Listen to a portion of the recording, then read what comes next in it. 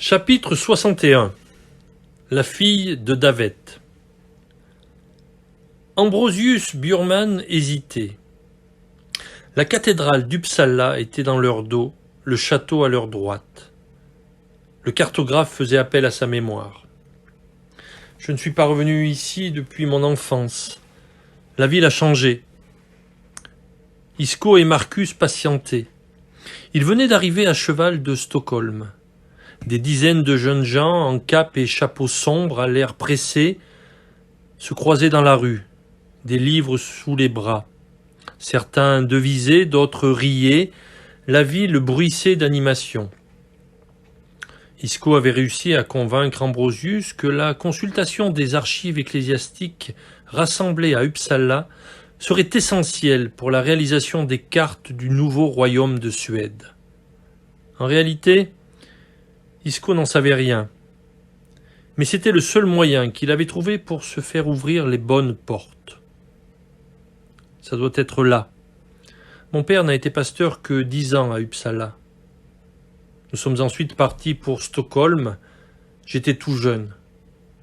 Ils grimpèrent les marches d'un long bâtiment de briques à la façade constellée de pièces de ferronnerie.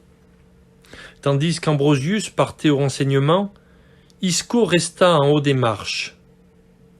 « Tu parais bien songeur tout d'un coup, » constata Marcus. « C'est ici que les parents de Saccard se sont rencontrés. Difficile à imaginer quand on voit tous ces étudiants. Des lapons à Uppsala. À se demander si ce n'est pas de l'affabulation. Ils n'ont pas dû passer inaperçus ici. Viens, rejoignons Ambrosius. » Le géomètre les attendait dans le hall du bâtiment où régnait une animation semblable à celle de la rue. Un pasteur se tenait près d'Ambrosius.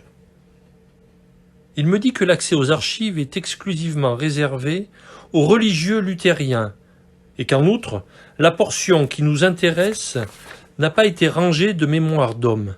De mémoire d'homme ? Le pasteur opina. Il s'agit d'archives qui n'ont pas de caractère strictement doctrinal. Or, tout ce qui nous écarte de la parole de Dieu est sans intérêt. Vous en serez d'accord ? Isco et Ambrosius se regardèrent. Ce dernier paraissait désemparé. Isco se pencha à l'oreille du pasteur. Celui-ci regarda longuement Ambrosius, puis Marcus.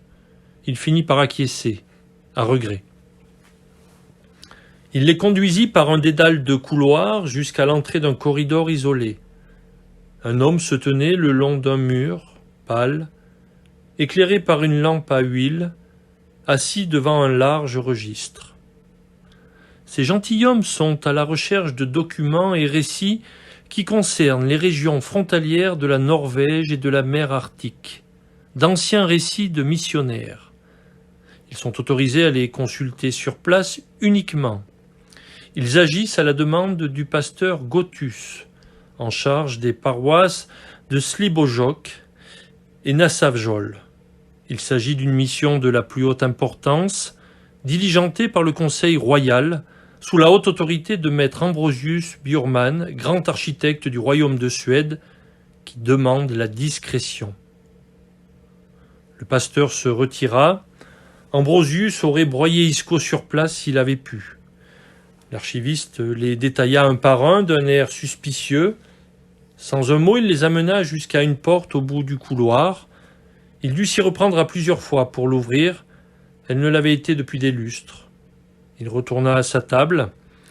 Une lueur tout juste suffisante pour lire provenait de lucarnes en hauteur. La salle de grande taille était remplie d'armoires qui formaient un vaste labyrinthe. Ambrosius et Marcus choisirent chacun un meuble, en ouvrirent les vantaux. À l'intérieur s'entassaient des tas de feuilles reliées de rouleaux de parchemin. « J'espère que tu ne nous mets pas dans le pétrin, grogna Ambrosius. J'ai de mauvais souvenirs avec toi. Commencez, je reviens. » Isco laissa Ambrosius et Marcus plonger dans les documents et retourna voir le pasteur. Ne les dérangez sous aucun prétexte. Ordre de la reine, et menez-moi à Laurentus Gothus. Il leur fallut une demi-heure pour trouver le pasteur de Slibojok. Il était assis derrière un pupitre et lisait un livre de psaumes richement enluminé. Gotus accueillit Isco avec un large sourire. Qu'il est bon de renouer avec les textes, avec la simple doctrine. Là-haut, j'en venais presque à oublier l'essentiel, tant pour amadouer les lapons, je m'écartais du canon de la Bible. J'ai du mal à le croire, dit poliment Isco. Pour ne pas les effrayer, c'est tout juste si je n'évoquais pas les saints et la Vierge pour que ça leur rappelle leur ribambelle de dieux et de déesses, qu'ils se sentent en terrain connu. Et même l'intercession pour les morts, comme chez les catholiques, pour qu'ils reconnaissent le royaume du ciel, de la terre et des profondeurs, où leurs maudits chamans partent visiter les âmes des morts. Mon Dieu, qu'ai-je fait? Votre prise de conscience est rapide, vous serez bientôt mûr pour... Il me reste tant à consolider, le coupa Gotus. Ces années dans le Nord ont failli me perdre l'esprit. Vous-même en avez été témoin. Ici, tel Martin Luther, je récite mot par mot mon catéchisme, les 10 commandements, le symbole, l'oraison, les psaumes. Je fais encore tous les jours d'autres lectures et d'autres études, et malgré cela, je n'ai pas la fermeté que je désirerais. Non, il me faudra du temps, beaucoup de temps, avant de me sentir prêt à porter de nouveau la parole du Christ. Mais vous voilà si inspiré, vous en repartirez plus fort et déterminé que jamais. En repartir ? C'est bien ce qui est prévu, repartir en Laponie. Gotus eut l'air terrifié. On ne m'a rien dit. Autour de lui, pasteurs et séminaristes levaient les yeux, étonnés par les démonstrations sonores de Gotus dans ce lieu d'étude. Votre famille à Pithéa ne vous manque donc pas ? Demanda Isco en baissant le ton. Le pasteur fit un geste éloquent. C'était le cadet de ses soucis. Ils attendront le temps qu'il faut pour que je renoue avec ce qui peut contribuer à l'adoration véritable de Dieu et à l'édification de son peuple. Le pasteur regarda Isco avec un air incertain pour s'assurer que sa déclaration sonnait juste. Et ça va prendre du temps. Vous devriez pourtant envisager votre retour. La reine Christana compte sur vous. Beaucoup de temps. Au point que je pousserai peut-être mon dernier soupir sur ce pupitre. Isco n'avait pas prévu que Gotus refuse de repartir en Laponie. Il ne pouvait pas se le permettre. Il fallait que le pasteur remonte dans le nord dans un avenir proche. Sans cela, il mettrait Christina et lui-même dans une position délicate vis-à-vis de Karl Pontanus et de sa clique de pasteurs fanatiques. Comment vont vos adorables enfants ? Bien, bien. Nouveau geste de la main pour expédier la question. Ils se débrouillent très bien sans moi. Et votre épouse ? Comment s'appelle-t-elle déjà ? Maja. Oui, Maja, une femme pieuse et aidante. Oui, soumise et effacée. Comme se doit de l'être l'épouse d'un pasteur, toujours à s'enfermer chez nous, dès que les hommes descendent de Nazafjol afin de ne pas attiser leur concupiscence. Une femme admirable. Gotus ne l'écoutait pas.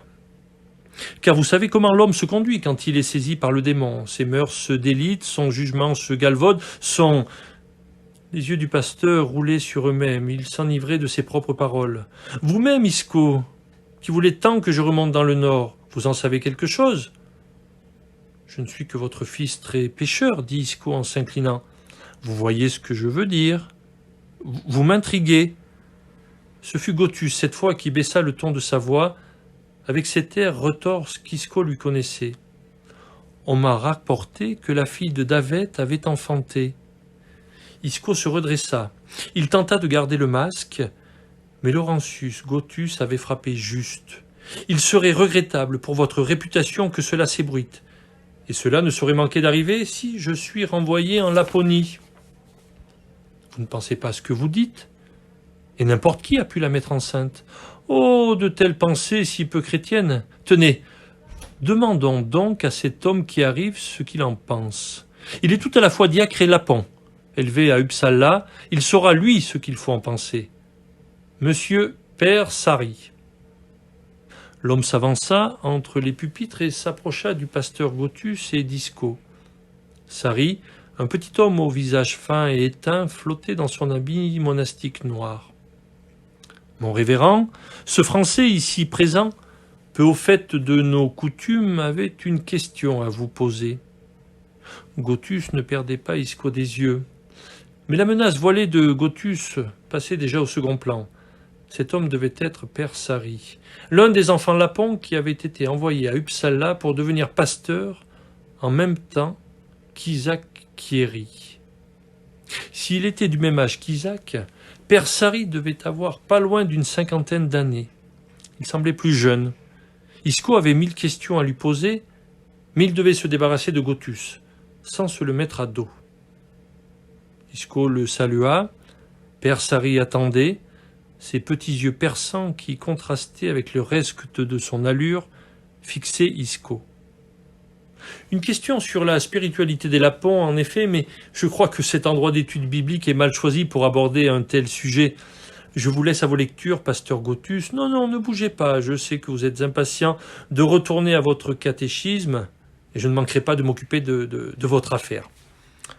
Père Sari se laissa entraîner par Isco jusqu'aux marches extérieures du bâtiment. Si vous voulez bien m'expliquer ce qui vous amène, je pourrai retourner à mes occupations. Isco réfléchissait. Essayait de gagner du temps. La révélation de Gothus le secouait. Davet avait bien réussi son coup. Mais Isco n'arrivait pas à se projeter. Qu'est-ce que cela signifiait pour lui? Il s'était toujours vu comme un fils, jamais comme un père. Alors, Sari s'impatientait. D'abord une question d'ordre général. Que se passerait-il si un pasteur suédois avait une relation avec une Laponne et la mettait enceinte, alors qu'il est marié? Sari le regarda avec un air horrifié. « Péché, péché !» Il fixa Isco comme s'il cherchait à percer ses pensées. « Vous voulez dire que le pasteur Gothus a... »« Je n'ai rien dit de tel, monsieur. C'est pour cela que vous vouliez me voir en aparté? Ce serait donc la vraie raison de son retour ici? Je voue une grande amitié au pasteur Gothus, mais je sais combien il a été sous pression. Je pense que la Laponie lui manque, mais il ne le sait pas. Mais j'avais une autre question. Anders Anderson Matti est-il encore ici? » Le diacre, ébranlé par la nouvelle sur Gothus, regarda Isco avec étonnement. « Monsieur le révérend Matti? Ma foi, le pauvre homme est décédé voici 3 bonnes années. Il avait été envoyé en tant que diacre à la paroisse de Jukas-Jarvi. Il n'aura pas tenu plus d'1 an. Il était malade déjà en partant, paix à son âme. Mais pourquoi vous intéressez-vous à lui? Mes missions pour la couronne suédoise en Laponie m'ont amené à entendre l'histoire d'un Lapon qui devait devenir pasteur. Il avait dû arriver en même temps qu'Anders Anderson Matti. Cet homme est mort, malheureusement. Mais disons que j'étais curieux de savoir comment la foi chrétienne pouvait se fondre dans une terre si étrange que la Laponie. Cet homme, Isaac Kieri. Père Sari se crispa aussitôt. « Vous l'avez connu ?»« Pas du tout, répliqua aussitôt Isco. On m'a juste parlé de lui. Monseigneur Lenaeus, si vous voulez tout savoir. » Le nom de l'évêque apaisa immédiatement Père Sari. Un homme d'une grande foi et d'une droiture morale exceptionnelle. Je lui dois tout. C'est lui qui m'a accueilli à mon arrivée ici. J'étais tout jeune enfant alors. Vraiment? Quelle coïncidence! Sa mort est une grande perte pour l'Église luthérienne. Sans aucun doute. Nous sommes tous arrivés en même temps. Matti, Kieri, moi et quelques autres. Je suis le dernier encore en vie. Père Sari demeura un instant songeur. Heureusement, d'autres jeunes arrivent qui vont mettre en œuvre la vision de Monseigneur Lenaeus pour la Suède et pour la Laponie. Le message du Christ doit aussi pénétrer ces montagnes. Absolument. Mais parlez-moi de ce Kieri. Que lui est-il arrivé? C'était un fauteur de troubles. Il ne voulait pas accepter l'évidence que seule la foi luthérienne nous sauverait de nos péchés. Il prétendait pratiquer sa propre foi. Les pasteurs ont été patients avec lui au départ. Il ne le frappait que rarement, moins que moi, alors que j'aimais être ici. C'est vrai que j'avais un peu de difficulté à apprendre, à comprendre toutes les paroles, mais c'était beau. Fauteur de troubles, dites-vous? Tout en questionnant Père Sari, Isco l'entraîna à l'écart de la foule étudiante et ecclésiastique. Diacre à son âge, il le resterait toute sa vie, n'atteignant jamais le niveau d'un pasteur. Bon à sonner les cloches, à lire le catéchisme, à faire rentrer dans le crâne de pauvres bougres des idées qu'il ne comprenait pas bien lui-même. Père Sari avait subi l'endoctrinement des pasteurs depuis son plus jeune âge. Isaac Thierry s'était rebellé, il était différent, comme son fils Saccard. Il se croyait supérieur, il disait qu'il savait des choses, il nous faisait peur avec ça le soir, quand les pasteurs dormaient. Il racontait que nos ancêtres qui vivaient à l'intérieur des montagnes nous entendaient, que si on disait des choses qui leur faisaient de la peine, la montagne se mettrait en colère. Il disait que la montagne punirait les hommes. Nous, on n'aimait pas quand Isaac parlait comme ça nous faisait peur. Et le matin, c'était les pasteurs qui nous faisaient peur avec leur histoire à eux. On était enfants et on avait peur tout le temps. Il est resté longtemps ici ? On m'a dit qu'il s'était échappé. C'était un fauteur de troubles et il nous faisait peur, je ne l'aimais pas. Il se prenait pour qui ? Heureusement, les pasteurs me faisaient confiance. Je comprends. Vous les avez assistés ? Oui, c'était mon devoir pour ne pas trahir mon peuple. C'était ce que disait Monseigneur Lenaeus. En l'aidant à ouvrir le verre dans la pomme, je permettrai au Lapon de recevoir la vraie parole chrétienne. Isaac Thierry, il avait le démon en lui. Mais je l'ai vu. Heureusement, j'ai pu y mettre fin. Père Sari se sentait en confiance. La nuit, ça lui arrivait de chanter des chants lapons. Il disait qu'avec les chants, il pourrait toucher l'âme des lapons. Les pasteurs ne le comprenaient pas. Au début, ils ont décidé de faire confiance à Thierry. Ils voyaient quelque chose en lui qui leur plaisait. Mais moi, je sais bien qu'il chantait autre chose. Et vous l'avez dit au pasteur ? Évidemment, c'était la seule chose à faire. Grâce vous soit rendue. Et que chantait-il donc ? Isaac chantait sur la tristesse des enfants, sur la mélancolie des montagnes, sur la lumière de la toundra. Des choses sans intérêt qui détournent l'esprit des gens de la parole du Christ. Mais si toute création de la nature est le fruit de l'œuvre divine, quoi ? Non, rien. Que chantait-il d'autre ? Il mélangeait des psaumes aux histoires laponnes. Il prétendait voir des ressemblances entre le monde chrétien et celui des Noédies. Quand j'ai raconté ça à Monseigneur Lenaeus, il est devenu comme fou. Il m'a fait peur. Il a parlé de vers dans la pomme encore, que ses idées allaient nous dévorer l'intérieur du corps. Il s'est senti trahi. Je vous plains. Mais à vous écouter, on dirait qu'Isaac n'était pas étranger au récit de la Bible. C'est ce qu'avait dit un des pasteurs. À cette époque, comme aujourd'hui, les pasteurs qui revenaient de Laponie disaient que les Lapons étaient bêtes et ne comprenaient rien à la parole de Dieu, mais que certains, une petite minorité, l'avaient déjà entendu.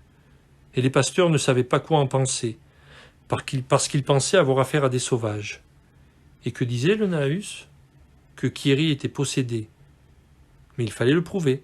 C'était un homme d'ordre. Et c'est là que je lui ai parlé de la ceinture d'Isaac qu'il cachait. Moi, je l'avais vue. Quelle ceinture ?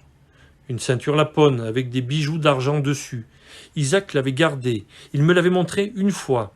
Je l'avais décrite à Monseigneur Lenaeus et il m'avait ordonné de la trouver. Mais Isaac l'a cachée. Il a disparu peu de temps après. Pourquoi Lenaeus était-il si intéressé par cette ceinture ? Que représentait-elle ? Moi, je ne sais pas pourquoi. La ceinture avait des ornements, tous les mêmes. Il y avait 3 barres dans le sens de la hauteur et comme un toit au-dessus, ou une couronne. Il n'y avait pas de quoi se mettre dans tous ces états. C'est ce que je pensais aussi, mais Monseigneur y voyait un danger. Il avait fait venir un homme, un jour, qui devait trouver cette ceinture parce que je n'en étais pas capable. Thierry me faisait peur parce que Monseigneur disait qu'il devait être possédé. Mais cet homme qui l'a fait venir me faisait peur aussi, avec sa bouche de travers. J'en ai eu des cauchemars bien longtemps.